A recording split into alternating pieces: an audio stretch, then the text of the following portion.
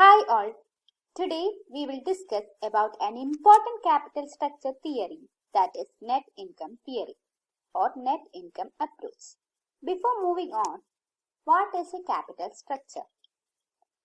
Capital structure refers to the combination of different sources of capital used by an organization to finance its activities. ഒരു organisation അതിന്റെ activities finance ചെയ്യാൻ ഉപയോഗിക്കുന്ന different sources of ക്യാപിറ്റലിന്റെ കോമ്പിനേഷനെയാണ് capital structure എന്ന് വിളിക്കുന്നത്. It is the mix of ഡെപ്റ്റ് and equity which a company uses to finance its long term operations. ഒരു കമ്പനി അതിന്റെ ലോങ് ടേം ഓപ്പറേഷൻ ഫിനാൻസ് ചെയ്യാൻ ഉപയോഗിക്കുന്ന ഡെപ്റ്റ് ഇക്വിറ്റി മിക്സിനെയാണ് ക്യാപിറ്റൽ സ്ട്രക്ചർ എന്ന് പറയുന്നത്. In short, we can say that the debt-equity mix of a company is called its capital structure. Capital structure-മായി ബന്ധപ്പെട്ട് നിരവധി തിയറീസ് ഡെവലപ്പ് ചെയ്തിട്ടുണ്ട്.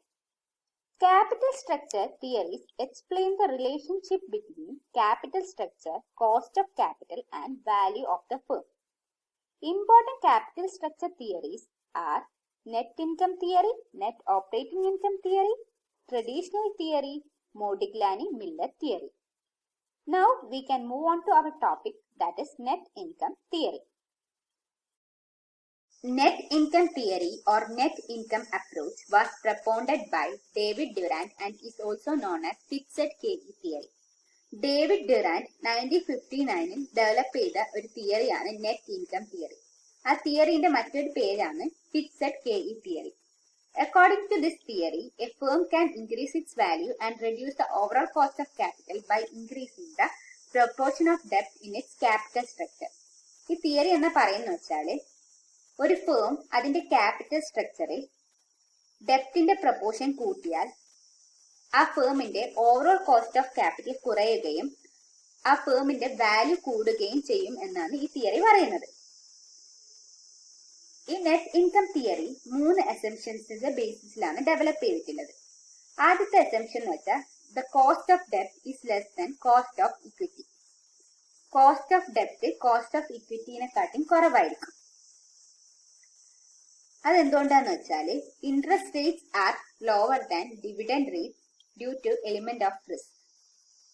അതെന്ന് വെച്ചാല് ഡെപ്റ്റിന് കൊടുക്കുന്ന ഇൻട്രസ്റ്റ് റേറ്റ് ഇക്വിറ്റിക്ക് കൊടുക്കുന്ന ഡിവിഡൻഡ് റേറ്റിനെക്കാട്ടും കുറവായിരിക്കും. പിന്നെ രണ്ടാമത്തെ റീസൺ എന്ന് വെച്ചാല് ഇൻട്രസ്റ്റ് എന്ന് വെച്ചാല് ഇൻട്രസ്റ്റ് ഓൺ ഡെപ്റ്റ് ഒരു ടാക്സ് ഡിഡക്റ്റബിൾ എക്സ്പെൻസ് ആണ്. സോ കോസ്റ്റ് ഓഫ് ഡെപ്റ്റ് is less than cost of equity. രണ്ടാമത്തെ അസംഷൻ എന്ന് വെച്ചാല് ഇൻട്രൊഡക്ഷൻ ഓഫ് മോർ ഡെപ്റ്റ് in the capital structure will not effect the risk perception of the investors. അതെന്ന് വെച്ചാല് ക്യാപിറ്റൽ സ്ട്രക്ചറിൽ മോർ ഡെപ്റ്റ് ഇൻട്രൊഡ്യൂസ് ചെയ്താലും ഇൻവെസ്റ്റേഴ്സിന്റെ റിസ്ക് പെർസെപ്ഷൻ എപ്പം സെയിം ആയിരിക്കും. മൂന്നാമത്തെ അസംഷൻ എന്ന് വെച്ചാൽ there is no tax. Tax എന്ന എലിമെന്റ് ഈ നെറ്റ് ഇൻകം തിയറിയിൽ കൺസിഡർ ചെയ്യുന്നില്ല.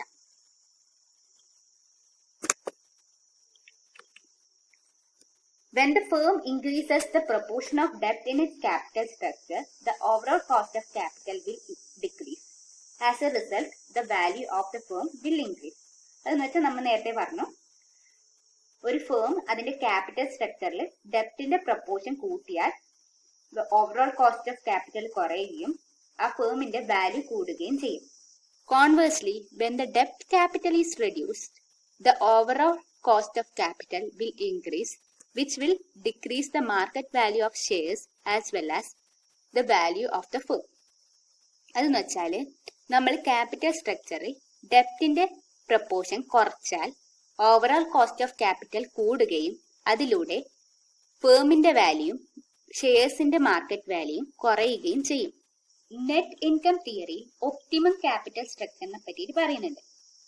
The optimum capital structure is obtained at the point where the overall cost of capital is minimum and value of the firm is maximum.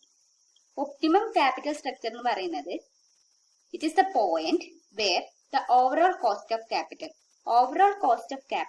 മിനിമവും value of the firm maximum ആവുന്ന പോയിന്റിനെയാണ് net income തിയറിയിൽ optimum capital structure എന്ന് പറയുന്നത്. ഇതിലൂടെയല്ലേ നമുക്ക് മനസ്സിലാക്കാം there is a relationship between the cost of capital and value of the firm. അതെന്ന് വെച്ചാൽ the value of the firm depends upon the capital structure. So we can say that capital structure decision is relevant to the valuation of the firm. Capital structure decision ഫേമിന്റെ വാല്യുവേഷന് relevant ആണ്. അതുകൊണ്ട് ഈ net ഇൻകം തിയറീനെ relevance theory എന്നും കൂടി പറയുന്നുണ്ട്. ഇനി നമുക്ക് effect of leverage on cost of capital under NI theory നോക്കാം. അത് നമുക്ക് ഒരു ഗ്രാഫിലൂടെ റെപ്രസെന്റ് ചെയ്യാം. Here x axis represent leverage, y axis represent the cost of capital. This line represents the cost of equity. This line represents cost of debt, and this is the overall cost of capital. Net income തിയറിന്റെ ആദ്യത്തെ assumption എന്താന്ന് വെച്ചാൽ cost of ഡെപ്റ്റ് is less than cost of equity. അത് നമുക്ക് കാണാം, cost of ഡെപ്റ്റ് is less than cost of equity. Net income theory പറയുന്ന വെച്ചാൽ ഡെപ്റ്റിന്റെ പ്രൊപ്പോർഷൻ കൂടുന്തോറും ഓവറോൾ കോസ്റ്റ് ഓഫ് ക്യാപിറ്റൽ കുറയും. നമുക്കത് കാണാം, ഡെപ്റ്റിന്റെ പ്രൊപ്പോർഷൻ കൂടുന്തോറും ഓവറോൾ കോസ്റ്റ് ഓഫ് ക്യാപിറ്റൽ കുറഞ്ഞു വരുമെന്ന്. ഇനി നമുക്ക് നെറ്റ് ഇൻകം തിയറിയിൽ എങ്ങനെ value of the firm compute ചെയ്യാം എന്ന് നോക്കാം. Under net income theory, the value of the firm will be equal to the sum of market value of equity and market value of debt. Market value of equity plus market value of debt equal to value of the firm.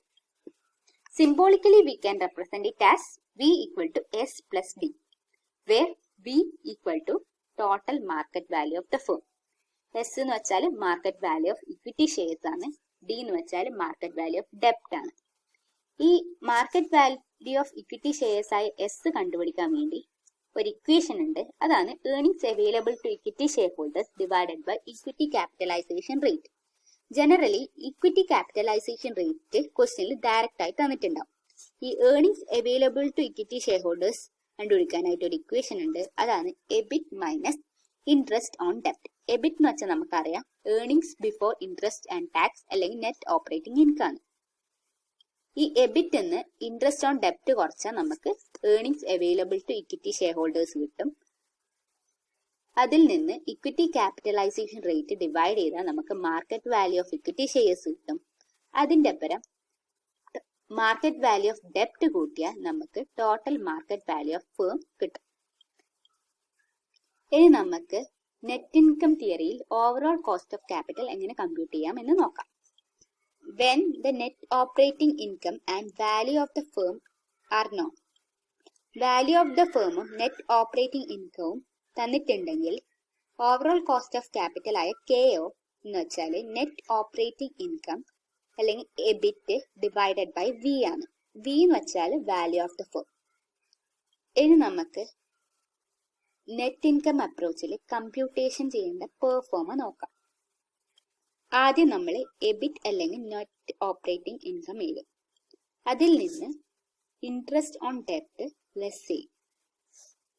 അന്നേരം നമുക്ക് earnings available to shareholders കിട്ടും. Market capitalisation rate ക്വസ്റ്റ്യനിൽ തന്നിട്ടുണ്ടാവും, അത് എഴുതുക. എന്നിട്ട് ഈ earnings available to shareholders ഈ മാർക്കറ്റ് ക്യാപിറ്റലൈസേഷൻ റേറ്റ് ആയ KE നെ കൊണ്ട് ഡിവൈഡ് ചെയ്യുക. അന്നേരം നമുക്ക് മാർക്കറ്റ് വാല്യൂ ഓഫ് ഇക്വിറ്റി എന്ന് വെച്ചാൽ എസ് കിട്ടും. മാർക്കറ്റ് വാല്യൂ ഓഫ് ഇക്വിറ്റി ആയ എസിന്റെ കൂടെ മാർക്കറ്റ് വാല്യൂ ഓഫ് ഡെപ്റ്റ് ആയ D ആഡ് ആക്കുമ്പോൾ നമുക്ക് വാല്യൂ ഓഫ് ദ ഫേം കിട്ടും. ഓവറോൾ കോസ്റ്റ് ഓഫ് ക്യാപിറ്റൽ കണ്ടുപിടിക്കാൻ വേണ്ടി നമ്മൾ EBIT value of the firm കൊണ്ട് ഡിവൈഡ് ചെയ്യും. ഇനി നമുക്ക് നെറ്റ് ഇൻകം തിയറിയിലെ കുറച്ച് പ്രോബ്ലംസ് ഡിസ്കസ് ചെയ്യാം. First problem, ABC Limited is expecting an annual EBIT of rupees 2 lakh. The company has 8 lakh in 10% debentures. The cost of equity or capitalization rate is 12.5%.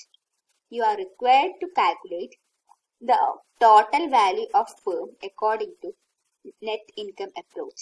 Also compute the overall cost of capital. ഇതൊരു previous year question ആണ്. ഇതിന്റെ ഉള്ളിൽ EBIT തന്നിട്ടുണ്ട് 2 ലക്ഷം ആണെന്ന്. Market value of ഡെപ്റ്റ് 8 ലക്ഷം തന്നിട്ടുണ്ട്. 10% ആണ് interest rate. Capitalisation rate 12.5% ആണെന്ന് പറയുന്നുണ്ട്. നമുക്ക് കമ്പ്യൂട്ട് ചെയ്യേണ്ടത് ടോട്ടൽ വാല്യൂ ഓഫ് ദ ഫേമും ഓവറോൾ കോസ്റ്റ് ഓഫ് ക്യാപിറ്റൽ ആണ്. നമുക്ക് ആൻസറിലേക്ക് പോകാം. ആദ്യം നമ്മൾ എബിറ്റ് ചെയ്തു. എബിറ്റ് ക്വസ്റ്റ്യനിൽ തന്നിട്ടുണ്ട് 2 lakh ആണെന്ന്.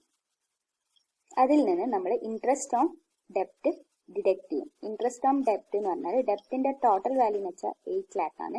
അതിന്റെ 10% ഇൻട്രസ്റ്റ് ആണെന്ന് പറഞ്ഞിട്ടുണ്ട്. So 8 lakh into 10%, that is 80,000 will be interest on debt. EBIT നിന്ന് ഇൻട്രസ്റ്റ് ഓൺ ഡെപ്റ്റ് നമ്മൾ ഡിഡക്ട് ചെയ്താൽ നമുക്ക് 1,20,000 കിട്ടും. That is the earnings available to equity shareholders. Market capitalisation rate ക്വസ്റ്റ്യനിൽ തന്നിട്ടുണ്ട്. That is 12.5%. Market value of equity എങ്ങനെയാണ് കണ്ടുപിടിക്കുക എന്ന് വെച്ചാൽ earnings available to equity shareholders divided by market capitalisation rate. That is 1,20,000 divided by 12.5%. അതായത് നമുക്ക് 9,60,000 കിട്ടും. അതിന്റെ കൂടെ market value of debentures that is 8 lakh add ചെയ്താൽ നമുക്ക് total value of the firm കിട്ടും. That is 17,60,000. Overall capitalisation rate അല്ലെങ്കിൽ overall cost of capital കണ്ടുപിടിക്കാനുള്ള ഇക്വേഷൻ ആണ് EBIT divided by V. EBIT നമുക്ക് ക്വസ്റ്റ്യനിൽ തന്നിട്ടുണ്ട് 2 lakh ആണെന്ന്. വാല്യൂ ഓഫ് ദ ഫേം നമ്മൾ കമ്പ്യൂട്ട് ചെയ്തു. That is 70,60,000. So 2 lakh divided by 70,60,000 into 100 will be the overall cost of capital. That is 11.36%. Now we can move on to the next question. A company expects a net income of rupees 80,000. It has 2,08,000 debentures. The equity capitalization rate of the company is 10%. Calculate the value of the firm and overall capitalization rate according to the net income approach. The second sub question is, if the debenture debt is increased to rupees 3 lakh, what shall be the value of the firm and the overall capitalization rate? ഈ ക്വസ്റ്റ്യനിൽ 80,000 ആണ് net income എന്ന് പറഞ്ഞിട്ടുണ്ട്. Market value of ഡെപ്റ്റ് 2 lakh ആണ്. Interest on ഡെപ്റ്റ് 8% ആണ്. Equity capitalisation rate is 10%. Value of the ഫേമും ഓവറോൾ ക്യാപിറ്റലൈസേഷൻ റേറ്റും കമ്പ്യൂട്ട് ചെയ്യാനാണ് പറഞ്ഞിട്ടുള്ളത്. രണ്ടാമത്തെ സബ് ക്വസ്റ്റ്യൻ പറയുന്ന വെച്ചാൽ ഡിബഞ്ചർ ഡെപ്റ്റ് 2 ലക്ഷത്തിൽ നിന്ന് 3 ലക്ഷത്തിലേക്ക് ഇൻക്രീസ് ആയി. അന്നേരം വാല്യൂ ഓഫ് ദ ഫേമും ഓവറോൾ ക്യാപിറ്റലൈസേഷൻ റേറ്റ് എന്തായിരിക്കും എന്നാണ്. നമുക്ക് ആൻസറിലേക്ക് പോകാം. ആദ്യം നമ്മൾ നെറ്റ് ഓപ്പറേറ്റിംഗ് ഇൻകം എഴുതും. That is 80,000. അതിൽ നിന്ന് ഇൻട്രസ്റ്റ് ഓൺ ഡെപ്റ്റ് ദാറ്റ് ഇസ് 2 lakhന്റെ 8%. ദാറ്റ് ഇസ് 16,000 ഡിഡക്ട് ചെയ്യും. അന്നേരം നമുക്ക് 64,000 കിട്ടും. അതാണ് earnings available to equity shareholders. Equity capitalisation rate ക്വസ്റ്റ്യനിൽ തന്നിട്ടുണ്ട്. That is 10%. Market value of equity കണ്ടുപിടിക്കാൻ വേണ്ടിയിട്ട് നമ്മൾ earnings available to equity share holders ആയ 64,000 10% കൊണ്ട് ഡിവൈഡ് ചെയ്യും. അന്നേരം നമുക്ക് 6,40,000 കിട്ടും. മാർക്കറ്റ് വാല്യൂ ഓഫ് ഡിബെഞ്ചേഴ്സ് എന്ന് വെച്ചാൽ 2 lakh ആണ്.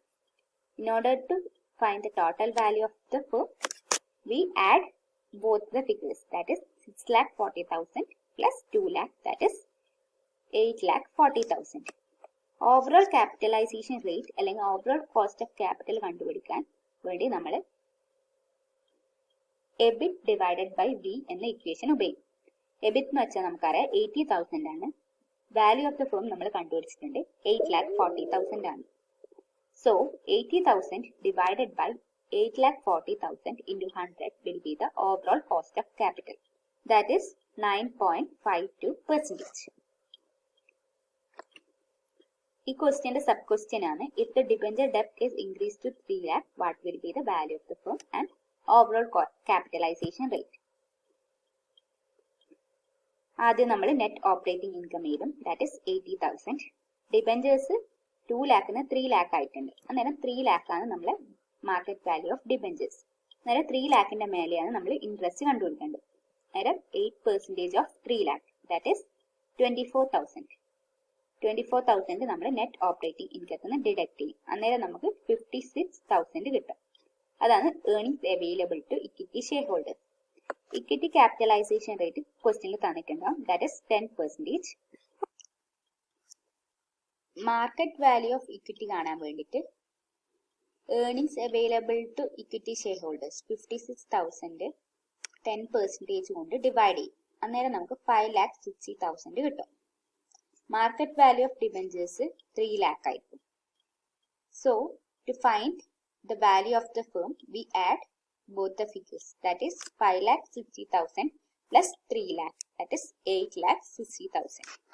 Overall capitalization rate കണ്ടുപിടിക്കാൻ വേണ്ടിയിട്ടുള്ള ഇക്വേഷൻ ആണ് EBIT divided by V. EBIT എന്ന് വെച്ചാൽ നമുക്കറിയാം 80,000 ആണ്.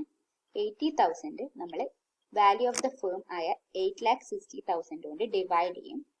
പെർസെൻറ്റേജിൽ കാണാൻ വേണ്ടിയിട്ട് നമ്മൾ ഇൻറ്റു 100 ചെയ്യും. അന്നേരം നമുക്ക് 9.30 കിട്ടും. ഇനി നമുക്ക് നെക്സ്റ്റ് ക്വസ്റ്റ്യനിലോട്ട് മൂവ് ചെയ്യാം. The earnings of C Limited before interest and tax amounted to rupees 200 crore. The company issued 10% debentures of rupees 50 crores. The cost of equity has been worked out at 25%. Compute the value of the firm and the overall capitalization rate. The company decided to redeem 20 crores. What will be the value of the firm and the overall capitalization rate after redemption of debentures? ഈ ചോദ്യത്തിൽ earnings before interest and tax തന്നിട്ടുണ്ട്. 200 crore ആണ്. 10% ആണ് interest rate. Debentures 50 crore ഉണ്ട് എന്നാ പറയുന്നത്. Cost of equity അല്ലെങ്കിൽ market capitalisation rate തന്നിട്ടുണ്ട് 25% ആണ്. വാല്യൂ ഓഫ് ദ ഫേമും ഓവറോൾ ക്യാപിറ്റലൈസേഷൻ റേറ്റും കമ്പ്യൂട്ട് ചെയ്യാനാണ് പറഞ്ഞിട്ടുള്ളത്. രണ്ടാമത്തെ കേസിൽ എന്ന് വെച്ചാൽ കമ്പനി 20 കോടി ഡിബഞ്ചേഴ്സ് റിഡീം ചെയ്യാൻ വിചാരിക്കുന്നുണ്ട്. അന്നേരം വാല്യൂ ഓഫ് ദ ഫേമും ഓവറോൾ ക്യാപിറ്റലൈസേഷൻ റേറ്റും എത്രയായിരിക്കും എന്നാണ് ചോദിക്കുന്നത്. നമുക്ക് ആൻസറിലേക്ക് പോകാം. ആദ്യം നമ്മൾ നെറ്റ് ഓപ്പറേറ്റിംഗ് ഇൻകം ചെയ്തു. അതെന്ന് വെച്ചാൽ 200 ആണ്. ഇൻട്രസ്റ്റ് എന്ന് പറഞ്ഞാൽ 50 crore 10%, അതെന്ന് പറയുമ്പോൾ 5 ആണ്. അതായത് നമുക്ക് 200 5 കുറച്ചാൽ നമുക്ക് 195 കിട്ടും. അതാണ് earnings available to equity shareholder. Equity capitalisation rate ക്വസ്റ്റ്യനിൽ തന്നിട്ടുണ്ട് 25% ആണെന്ന്. അങ്ങനെ മാർക്കറ്റ് വാല്യൂ ഓഫ് ഇക്വിറ്റി എന്തായിരിക്കും? 195 divided by 25%, that is 780. Market value of debentures പറഞ്ഞിട്ടുണ്ട് 50 crore ആണ്. So 50. 780 plus 50 equal to 830. That is the value of the firm. Overall capitalization rate എന്ന് പറഞ്ഞാൽ EBIT divided by V ആണ്. EBIT എന്ന് വെച്ചാൽ 200 ആണ്. Value of the firm equal to 830 into 100. So the overall cost of capital will be 24.1%. ഇനി നമുക്ക് second case നോക്കാം. 20 crore debentures redeem ചെയ്താൽ വാല്യൂ ഓഫ് ദ ഫേമും ഓവറോൾ കോസ്റ്റ് ഓഫ് ക്യാപിറ്റലും എത്രയായിരിക്കും? നെറ്റ് ഓപ്പറേറ്റിംഗ് ഇൻകം തന്നിട്ടുണ്ട് 200 crore ആണ്. ഇൻട്രസ്റ്റ് ഓൺ ഡെപ്റ്റ് എന്ന് പറഞ്ഞാൽ 50 crore 20 crore റിഡീം ചെയ്തു. അന്നേരം ബാക്കിയില്ല 30 crore നമുക്ക് ഇൻട്രസ്റ്റ് കണ്ടുപിടിക്കാണ്ടോ. അതായത് 10% ഓഫ് 30 crore, ദാറ്റ് ഇസ് 3. അതായത് 203 കുറച്ചാൽ നമുക്ക് 197 കിട്ടും. അതാണ് earnings available to shareholders. Equity capitalisation rate ക്വസ്റ്റ്യനിൽ തന്നിട്ടുണ്ട്, that is 25%. Market value of equity കണ്ടുപിടിക്കാൻ വേണ്ടിയിട്ട് 197 ഡിവൈഡഡ് ബൈ 25% ചെയ്യും. അങ്ങനെ നമുക്ക് 788 കിട്ടും. മാർക്കറ്റ് വാല്യൂ ഓഫ് ഡിബഞ്ചേഴ്സ് എന്ന് പറഞ്ഞാൽ 50 crore 20 crore റിഡീം ചെയ്തു എന്ന് പറഞ്ഞു. അതുകൊണ്ട് മാർക്കറ്റ് വാല്യൂ ഓഫ് ഡിബഞ്ചേഴ്സ് എന്ന് പറഞ്ഞാൽ 30 crore ആണ്. അതുകൊണ്ട് 30. So value of the firm എന്ന് പറഞ്ഞാൽ 788 plus 30, that is 880. Capitalisation rate അല്ലെങ്കിൽ ഓവറോൾ കോസ്റ്റ് ഓഫ് ക്യാപിറ്റൽ കണ്ടുപിടിക്കേണ്ട ഇക്വേഷൻ ആണ് EBIT divided by V. EBIT എന്ന് വെച്ചാൽ നമുക്കറിയാം 200 crore ആണ്. വാല്യൂ ഓഫ് ദ ഫേം നമ്മൾ കണ്ടുപിടിച്ചിട്ടുണ്ട് 818 ആണ്. So 200 divided by 880 into 100 will be the overall cost of capital, that is 24.5%. Hope you have understood the topic net income theory. Thank you.